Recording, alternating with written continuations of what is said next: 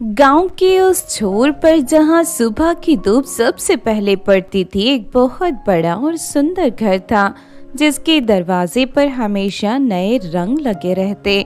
जहां शीशे की खिड़कियों से चमक बाहर आती थी और जहां हर चीज साफ और सजी हुई लगती थी, वही रिया का घर था।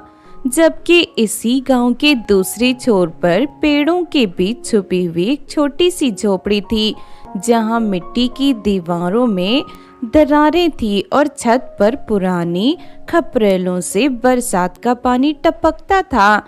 वही सिया का घर था और इसी गांव में दो बहनें रहती थी जिनका खून एक था, पर जिंदगी ने उनके बीच एक गहरी लकीर खींच दी थी। दरअसल रिया और सिया दोनों के माँ बाप एक ही थे। उनके गुजर जाने के बाद बड़े सेठ ने रिया को गोद ले लिया। बेचारी सिया गरीब ही रह गई।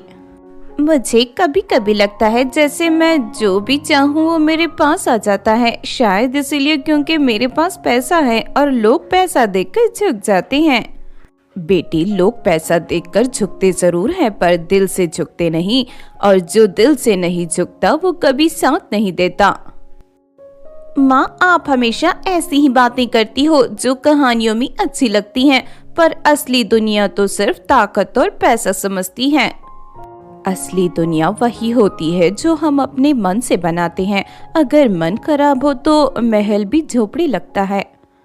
रिया अपने कमरे के शीशे के सामने खड़ी होकर अपनी शक्ल को देख रही थी। उसके चेहरे पर घमंड और यकीन दोनों साथ साथ थे, जैसे उसे पूरा भरोसा हो कि दुनिया उसके कदमों में है। आज मेला लगने वाला है और मुझे पता है जब मैं वहां जाऊंगी तो सब लोग मुझे ही देखेंगे, कोई और दिखेगा ही नहीं। बेटी, जब सब सिर्फ तुम्हें देखेंगे तब तुम खुद को भी देखना, पता चलेगा तुम क्या बन चुकी हो। उसी वक्त गांव के दूसरे कोने में सिया सुबह सुबह उठकर कुएं से पानी भर रही थी। ठंडी हवा चल रही थी पर उसके हाथ थके हुए थे, फिर भी उसके चेहरे पर शिकायत का कोई निशान नहीं था। काश आज माँ होती तो मेरे बालों में तेल लगाकर कहती, बेटा आज मेला है, थोड़ा सज लो। बेटी, जो माँ का प्यार एक बार मिल जाए वो जिंदगी भर साथ रहता है, चाहे माँ पास हो या ना हो। काकी, माँ तो यादों में भी रोती हुई लगती है, शायद इसीलिए मैं कम हंसती हूँ। बेटी, कम हंसना कमजोर होना नहीं होता, कभी कभी चुप रहना सबसे बड़ी ताकत होती है। सिया अपनी झोपड़ी के अंदर गई और पुराने संदूक से एक फटा हुआ साफ सा कपड़ा निकाला। उसे हाथ में लेकर देर तक देखती रही, जैसे उस कपड़े में उसके सपने बंध रहे हों। शायद इसी कपड़े में मेला देखना पड़ेगा, पर मन फिर भी जाएगा क्योंकि जिंदगी सिर्फ कपड़ों से नहीं चलती। मेला लगा, पूरा गांव रंगों और आवाजों से भर गया। ढोल बज रहे थे, बच्चे हंसी मजाक कर रहे थे, हर कोई खुशी से रंग में रंगना चाह रहा था। रिया अपनी गाड़ी से उतरी, उसके कपड़े चमक रहे थे, गहने सूरज की रोशनी में आंखों को चुभने लगे। लोग पलट पलट कर उसे देख रहे थे। रिया को देखो, जैसे कोई राजकुमारी कहानियों से निकल कर आ रही है, जैसे वो कहानी वो सिंड्रेला वाली। ये तो सिंड्रेला लग रही है। मुझे पता था आज का दिन मेरा होगा, ये नजरें मेरे बिना कहीं और जा ही नहीं रही। बेटी, जब नजरें सिर्फ बाहर का नजारा देखती हैं तो अंदर अंधेरा हो जाता है। भीड़ के कोने में सिया खड़ी थी, उसके कपड़े सादे थे, चेहरा साफ था, पर आंखों में हल्की सी उदासी थी जो बस समझने वाला ही समझ सकते थे। सिया, तुम भी मेला देखने आ गई, पर इतनी भीड़ में तुम खुद को कैसे संभालती हो? बहन, भीड़ से ज्यादा तन्हाई संभालनी मुश्किल होती है और वो मुझे रोज मिलती है।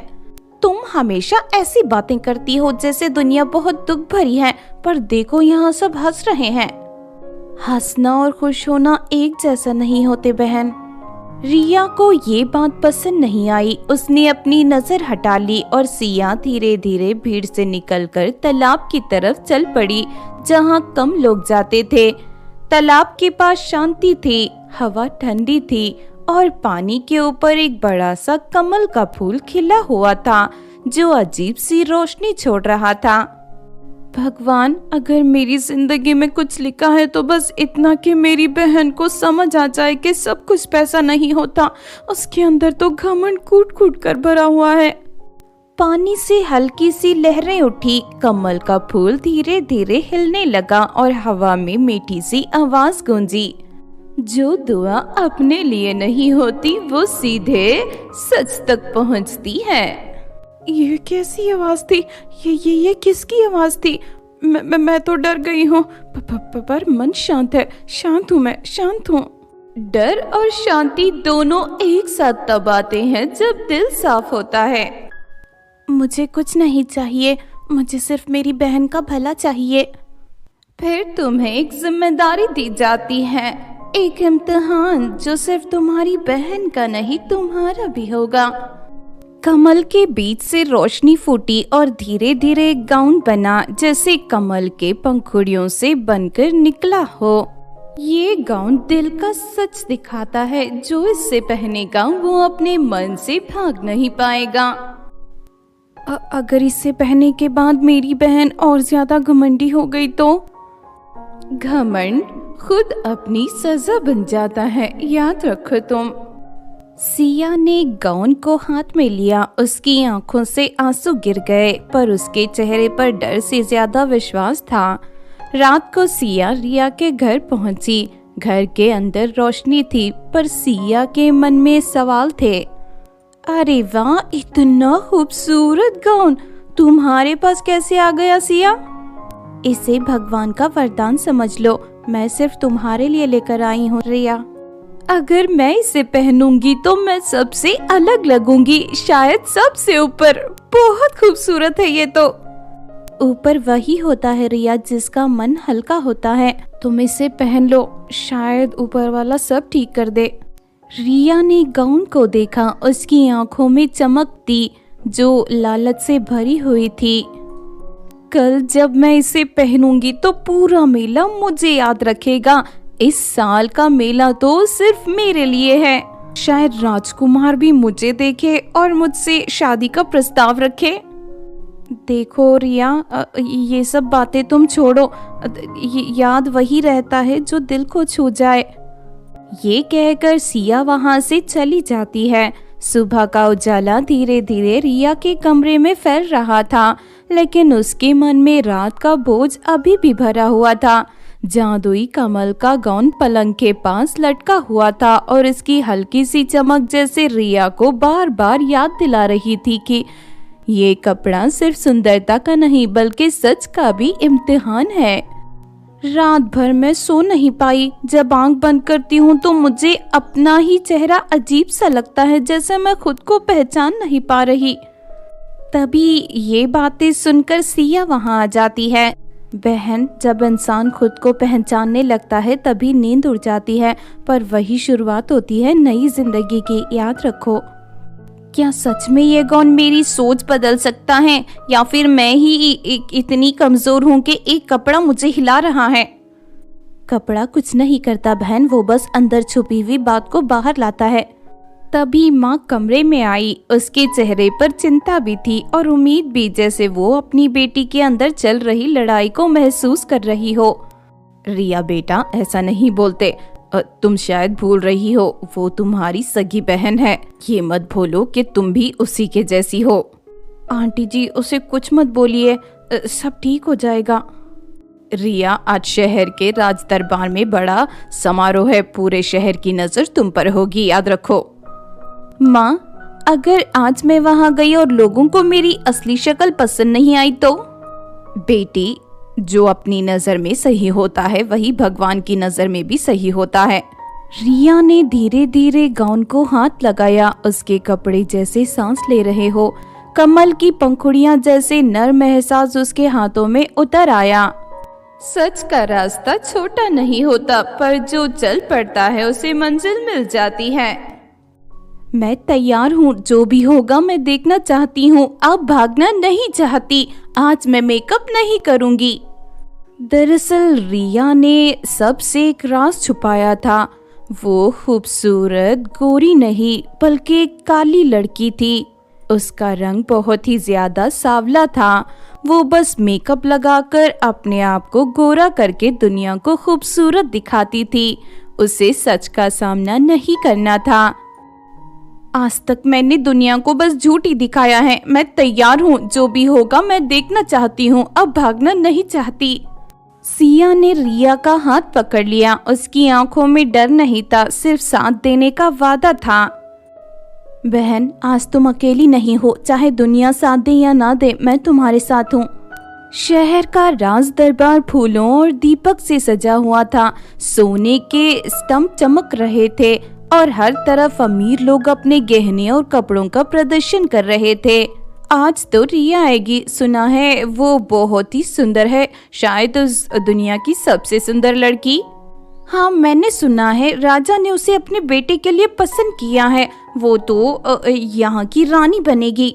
रानी तो बहुत सुंदर होती है, इसीलिए राजा ने रिया को चुना क्योंकि वो बहुत सुंदर है।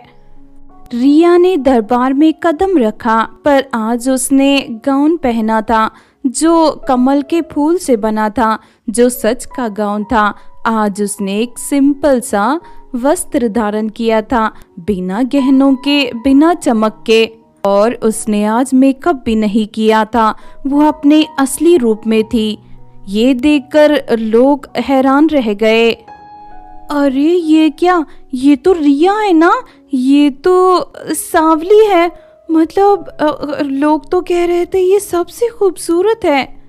धीरे से बहन, सीधा चलना, तुम्हारी सादगी है, आज तुम्हारी ताकत है। राजा ने रिया को देखा और कुछ पल चुप रहा। रिया बेटा, आज तो तुम बिल्कुल अलग लग रही हो। ये तुम्हारा रूप कैसे बदल गया? महाराज, आज मैं जो हूँ वही बनकर आई हूँ, बिना किसी दिखावे के, बिना किसी मेकअप के। मैं यही हूँ। आज मैं आपको सच बताना चाहती हूँ कि मैं क्या हूँ। दरबार में अचानक ठंडी हवा चली। कमल की खुशबू फैल गई, जैसे तालाब की यादें शहर तक आ पहुंची हो। रिया सांवली थी, पर उसकी सुंदरता ऐसे चमक रही थी कि उस गाउन में जैसे परी उतर आई हो। सब लोग रिया के झूठ के बारे में बातें कर रहे थे, लेकिन जादुई कमल के गाउन की रोशनी और रिया के सच की चमक ने उन्हें चुप करा दिया। रिया का सर सबके सामने झुक गया। वो सबसे माफी मांगने लगी। मैं मानती हूँ मैंने अपनी सुंदरता पर घमंड किया, अपने पैसे पर भरोसा किया और अपनी बहन को कभी समझने की कोशिश नहीं की और मेकअप करके अपनी असली रूप को छुपाया। आज मैं यहाँ जो खड़ी हूँ मैं वही हूँ। राजा जी, चाहे आप मुझे अपने बेटे के लिए पसंद करें या ना करें, लेकिन आज मैं सच के साथ हूँ। दरबार में सन्नाटा छा गया, जैसे हर दिल उसकी बात सुन रहा हो। आज मैं सबसे माफी मांगना चाहती हूँ, अपनी बहन से, अपनी माँ से और अपने मन से और आपसे और आप दरबार के सभी लोगों से और इस शहर के सभी लोगों से। सिया की आंखों से आंसू बह निकले, पर ये आंसू दुख के नहीं थे, ये सुकून के आंसू थे। मेरी बहन, आज तुम सच में सबसे सुंदर लग रही हो, क्योंकि तुम सच बोल रही हो। इंसान की सुंदरता उसके मन से होती है, ना कि उसके रंग रूप से। रिया और भी ज्यादा चमक रही थी। उसके आसपास रोशनी फैल रही थी, जैसे उसके गाउन में सितारे आ चमके हो। उसका सांवलापन इतना सुंदर लग रहा था, जैसे अंधेरे की परी जमीन पर उतर आई हो। ये खूबसूरती भी अजीब है, जैसे दिल को छू रही हो। ये रिया तो सांवली है, पर फिर भी कितनी खूबसूरत लग रही है अपने सच के साथ। और रिया, आज तुमने शहर को सबसे बड़ी सीख दी है, सच और विनम्रता की सीख दी है तुमने। तुम ही इस राज दरबार की बहू बनने के लायक हो। बेटी, आज मुझे तुम पर गर्व है। आज तो मेरी बेटी ही नहीं, पर एक अच्छी इंसान भी लग रही हो। तुम्हारे अंदर जरा भी घमंड नहीं है, तुम अपने सच के साथ हो। रिया ने सिया का हाथ पकड़कर सबके सामने खड़ी हो गई। आज से हम दोनों एक दूसरे का बोझ नहीं बल्कि सहारा बनेंगे मेरी बहन। सिर्फ मेरे घमंड की वजह से माँ ने तुम्हें नहीं अपनाया।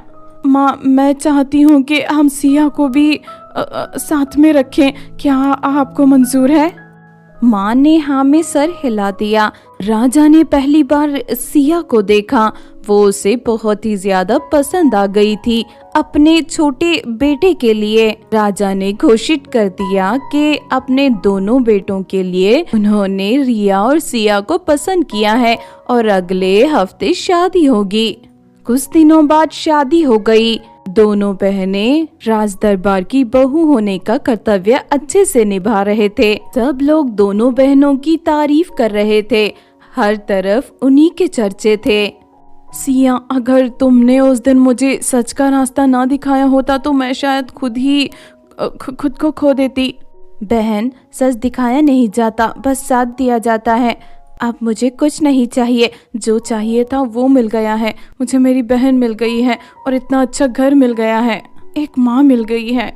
सिया फिर से उस तालाब के पास गई जहाँ उसे वो जादुई कमल के फूल का गाउन मिला था। जादुई कमल के फूल, मैं तुम्हें ये वापस करने आई हूँ, ये जादुई कमल का गाउन। शायद ये दूसरों के काम आ जाए अपना सच दिखाने में। जब इंसान बदल जाता है तब जादू अपना काम पूरा कर देता है। कमल का फूल और जादुई कमल का गाउन धीरे धीरे पानी में समा गया, जैसे अपनी कहानी पूरी कर चुका हो। गांव में आज भी लोग कहानियां सुनाते, दो बहनों की, एक अमीर और एक गरीब, पर दोनों का दिल बराबर था। ये कहानी सिर्फ कहानी नहीं रही बल्कि एक सीख बन गई, जो हर इंसान के लिए जो घमंडी और सच के बीच खड़ा होता हो। जो अपने दिल को बड़ा समझता है वो अकेला रह जाता है, जो दूसरों को अपना लेता है और अपने सच को अपना लेता है वही सच्चा और अमीर होता है, और जो दिल से सुंदर होता है उसे जादुई गाउन की जरूरत नहीं होती।